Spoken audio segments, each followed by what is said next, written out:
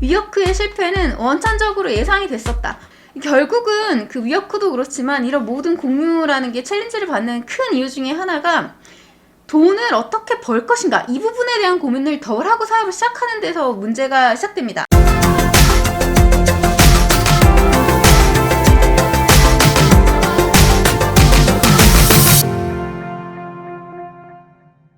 안녕하세요. 티나의 비즈니스 살롱에 오신 걸 환영합니다. 오늘 그 두 번째 이야기 이어나가 보겠습니다. 오늘 이야기하고 싶은 회사는 바로 위워크입니다. 아마 주변에서 많이들 보시고 한국에도 많이 오피스가 들어와 있어서 익숙하신 공유 오피스입니다. 근데 사실 국내 위워크가 들어오기 전에 다양한 공유 오피스들이 많이 있었습니다. 패스트파이브, 르호보, 여러 공유 오피스들은 비슷한 서비스들을 제공을 하고 있었고요.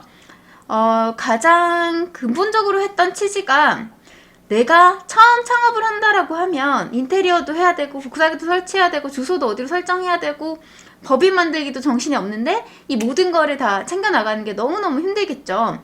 저도 제가 한때는 회사 나가서 매일 했던 일 중에 하나가 인테리어 바닥 색깔 고르고 전등은 뭘로 할까? 이런 고민했던 시절들이 있었어요. 근데 그거를 싹 다 얘네가 알아서 해준다라고 하니 얼마나 좋겠습니까?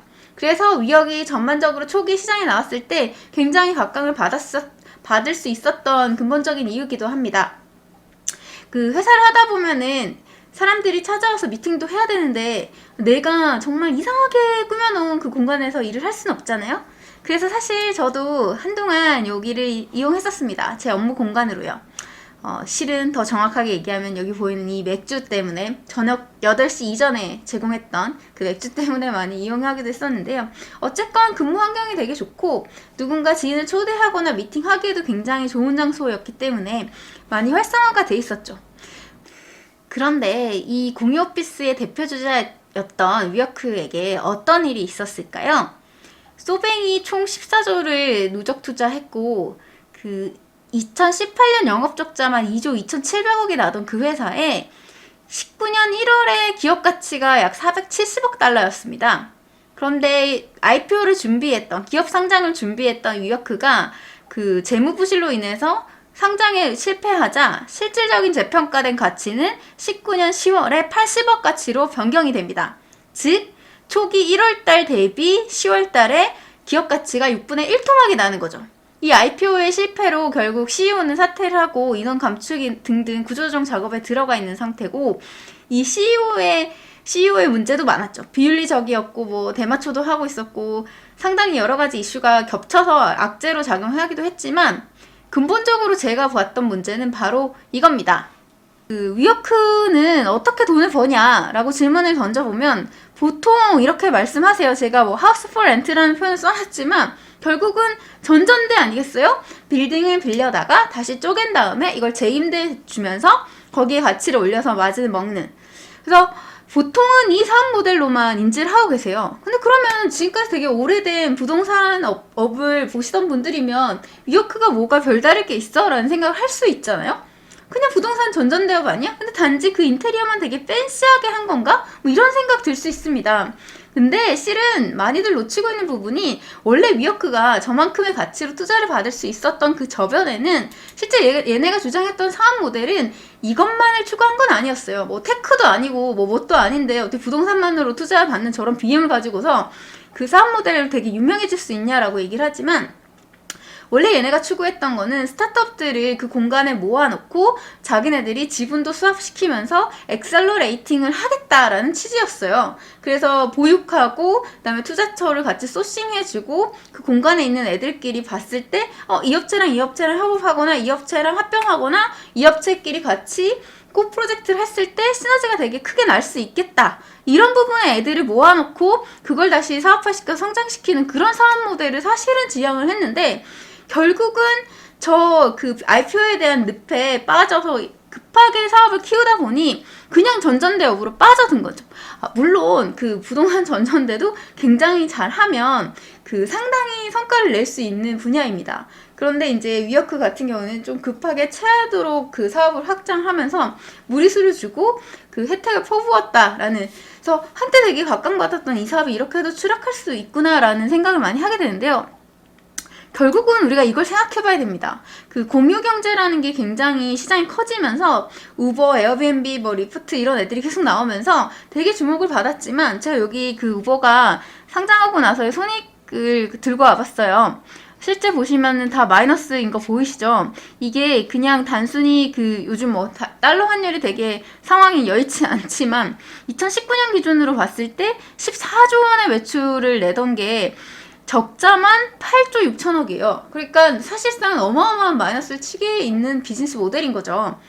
결국은 그 위어크도 그렇지만 이런 모든 공유라는 게 챌린지를 받는 큰 이유 중에 하나가 돈을 어떻게 벌 것인가, 이 부분에 대한 고민을 덜 하고 사업을 시작하는 데서 문제가 시작됩니다. 그렇기 때문에 실제로 내가 창업을 한다라고 생각을 하면 결국 스타트업들도 지속적으로 살아남기 위해서는 돈을 버는 모델을 뭘로 가져갈 것이냐, 이게 굉장히 중요해지고 이 부분을 어떻게 수익화해서 모델링을 하느냐에 따라서 그 결과가 되게 달라진다라고 얘기할 수 있습니다. 제가 많은 스타트업들 만나서 물어보면 수익 모델이 어떻게 되세요? BM이 어떻게 되세요? 막 이러면 막 장황한 설명을 하세요. 결국은 잘 들어보면은 고객 트래픽을 모아서 그 트래픽이 모으면 광고 수익을 창출할 수 있고 그 광고 수익으로 다시 재투자해서 고객을 다시 모으고 뭐 이런 설명을 하세요. 보통 이제 모바일 사업들이 많으니까. 근데 저희가 가만히 생각해야 될 포인트가 있어요. 고객 트래픽을 모은다라는 거는 그 전제가 되는 게 있어요. 일단 그 트래픽을 모으기 위해서 고객들한테 마케팅을 해야 될 거잖아요. 그러면은 내가 손실을 보고서라도 소비자가 올 수 있게끔 유인할 수 있는 마케팅을 해줘야 돼요. 뭐 그게 아니고서는 아예 원천적으로 서비스가 되게 훌륭하거나 하면 내가 홍보하지 않아도 따라서 오는 그런 마케팅이 가능할 수도 있겠죠. 그렇지만 어쨌건 이게 전제가 되고 그 다음에 저 손실나는 퍼즐기식 마케팅이 이루어지기 위해서는 어쨌건 대규모 투자를 받아와서 그 투자를 기반으로 다시 재투자를 해야 되는 구조가 되는 거죠. 그러니까 트래픽을 모은다라는 말 속에 숨겨진 의미를 잘 생각해 봐야 돼요. 그리고 이제 고객들은 그 모바일상에서 굉장히 체리피커가 많이 양성이 됐어요. 그러니까 그냥 그 주는 혜택만을 쏙쏙 뽑아먹고 그냥 다시 이 플랫폼에 돌아오지 않는다라는 거죠. 그래서 이 고객을 다시 충성 고객화 시켜서 내 플랫폼 안에 락인 시키는 게 굉장히 중요하고, 결국은 그 업체들이 돌이켜보면 저 광고 수익을 창출할 수 있다라는 거는 그 한 플랫폼 안에서 굉장히 도미넌트하게 시장을 지배하고 있을 때 가능한 스토리입니다. 그게 그냥 단순히 아마존이 10년간 마이너스를 쳤지만 소비자한테 계속 혜택을 줬기 때문에 가능하다라고 얘기하는 거는 그 회사가 굉장히 독보적인 경쟁력을 가지고서 10년을 버텼기 때문에 가능한 거라고 저는 봅니다. 그렇기 때문에 위어크의 이 실패도 결국은 이런 수익 모델에 대한 철저한 고민 없이 그 시작된 부분에 있어서 문제가 연유돼서 저렇게 와장창 쓰러지지 않았나라는 생각을 하게 됩니다. 근데 제가 오늘 드리고 싶은 말씀은 수익 모델에 대한 고민을 좀 더 많이 해야 되는데, 그 위어크 같은 모델일수록 그 정확한 타겟을 가지고서 그 좀 더 세밀한 고객군을 대상으로 그냥 우리가 단순히 얘기하는 광고라던가 물론 위어크는 부동산 전전대업 말고 엑셀러레이트랑 모델을 지향은 했어요. 근데 실질적으로 그 액션이 돌아가지 못했던 문제가 있었고, 어쨌건 들어봤을 때 저거는 광고 수익 모델이 아니고 저 모델로는 돈을 벌 수 있겠다라고 하는 포인트들이 잡혀져야 된다는 거죠. 위어크의 실패로 그 국내에서는 우스갯소리로 그런 얘기도 합니다. 원래 사무실이 텅텅 비어져 있었던 테헤란로를, 그 서울 시내 빌딩들을 이런 공유 오피스들이 가득 차게 돼서 빌딩주들은 더욱, 원래도 그 행복했던 그 빌딩주들은 더욱 행복한 삶을 살게 되고, 이 공유 오피스만 공란을 채우기 위한 고생을 하고 있다.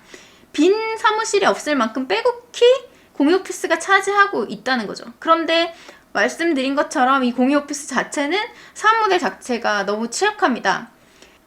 그래서 이 사업 모델을 슬기롭게 해결한 한 사례를 소개시켜 드려볼까 합니다. 아직 그 소개시켜드릴 저 회사 자체도 손익이 앞으로 어떻게 될진 모르겠지만, 제가 보는 관점에서는 정확한 소수를 타겟으로 공유 오피스라는 컨셉을 잡았고, 광고 외에 일반적으로 수익화한다라는 모델을 명확하게 제시를 한다는 점에서 또 다른 케이스가 될 수 있지 않을까라는 생각으로 소개시켜 드려볼까 합니다. 이 CNBC 업스타트 100 2019에서 선정한 위어크를 유사하게 닮았지만 닮은 듯 아닌 듯 사업 모델을 되게 독창적으로 들고 가는 한 회사를 소개시켜 드릴까 합니다. 조금 오픈시켜 드리자면 바로 이 회사인데요. 더 리버터라는 공사장의 일꾼. 이 포스터 되게 많이 보셨죠? 이 사람이 이제 2차 세계대전 때 미국 군수공장 근무 여성의 상징이라고 하는 로지 더 리버터를 그린 그림인데, 거기에 이름을 따와서 더 리버터라는 회사를 설립한 이 얘기를 이어나가 볼까 합니다. 결국 그래서 오늘 얘기하고 싶은 거는, 위워크의 실패는 원천적으로 예상이 됐었다. 본인들이 그렸던 BM 자체를 실행시키지 못한 것에 대한 한계가 드러난 것으로 저는 해석을 하고, 그렇기 때문에 사업을 시작할 때, 특히 스타트업은 광고로 돈을 벌겠다? 저는 이 외에 뭔가 명확한 수익 모델을 전제로 깔고 사업을 시작해야 그거에 대한 성장성과 앞으로의 확장성이 모두 보장된다라고 확신합니다. 네, 오늘 지금까지 들어주셔서 감사하고요. 지금까지 티나였습니다. 앞으로도 비즈니스 살롱 많이 사랑해주세요.